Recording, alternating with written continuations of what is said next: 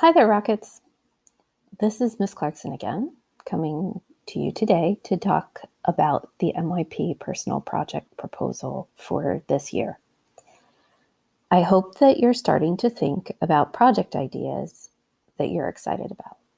Now that you have had a chance to explore the Canvas classroom, let's take a look at the content of the personal project proposal.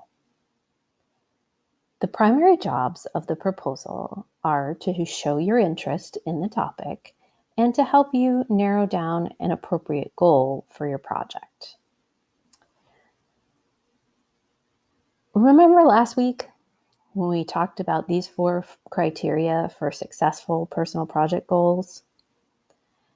Your goal in the project needs to be accessible, believable, challenging, and desirable. In the proposal, you'll be asked some questions to help you think about whether your project meets these criteria and to help you develop depth in your project. This really is a project that is more about process than it is about what you end up creating in the end. Take a moment to open the proposal assignment on your Canvas classroom. The proposal has 2 parts. The first is focusing on your goal and how you will measure its success. The second is focusing on why you want to explore the topic. Essentially, what is your personal interest and knowledge about this topic, and how will you use that prior knowledge to help you stay motivated? This is the personal project proposal document. In the first question, you're asked what your current goal is. This will definitely change over time. Be as specific as you can at this point. Next, you'll select a global context. We'll talk more about that in a minute. Finally, you're asked about how you plan to measure your goal. This is really the accessible criterion for a successful goal. If you want to learn something, how will you show it? If you want to create something, how will you measure the success of that creation? The second part of the document asks about your interest in this topic. I can't say enough about this. You need to focus on something you like. Things are difficult enough right now. Let this be something you want to do. Let it be a break from your regular routine. Lastly, you need to think about what research you need to do in order to be successful in your project. Research, which is very broadly defined in this case, watching YouTube videos to learn how to do something is research. Interviewing people you know is also research. But simply doing something is not sufficient for the project. You do need to consult other sources of information. If it doesn't require research, it's not a personal project. It's a hobby. The second page of the document provides more information about the MYP global contexts.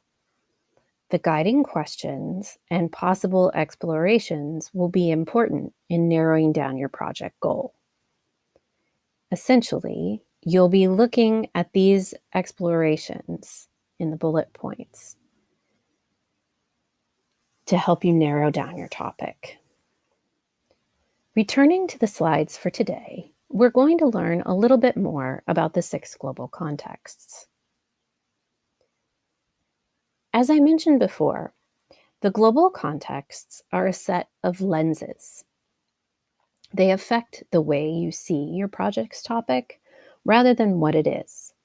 For example, you could look at something like family history from a purely historical perspective, but you could also represent it artistically or in terms of how scientific advances have changed your family's lives.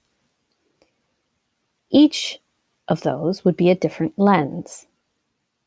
This quote is helpful in explaining how the global contexts work. Quote, "We cannot see what is out there merely by looking around. Everything depends on the lenses through which we view the world. By putting on new lenses, we can see things that would otherwise remain invisible." This was said by sociologist C. Wright Mills in his book, The Sociological Imagination. In his case, he was talking about how sociologists, who study human organizations and societies, apply different lenses when studying the way people interact. The global contexts work much the same way. They help us see broad topics in more specific ways, and they can also connect your topic to a more significant idea beyond itself. Ultimately, they encourage you to think more deeply about your project topic. You can click on this graphic here to learn more about the global contexts.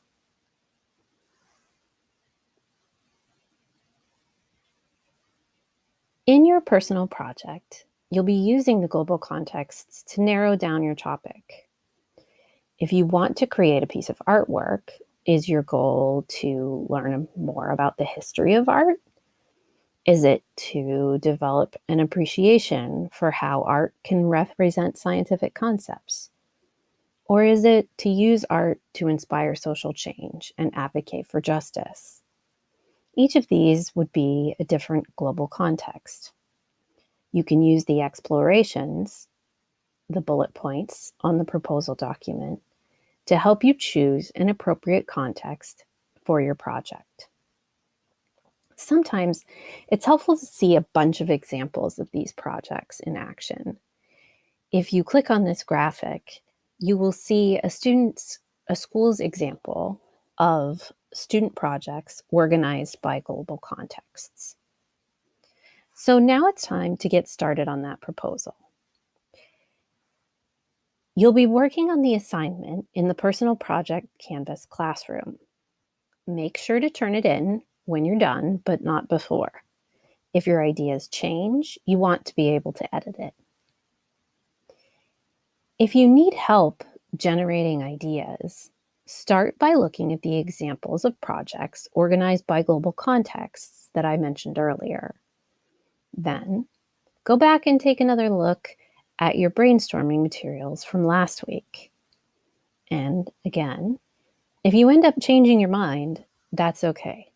Sometimes the process of writing the proposal helps to clarify your thinking about what you want to do.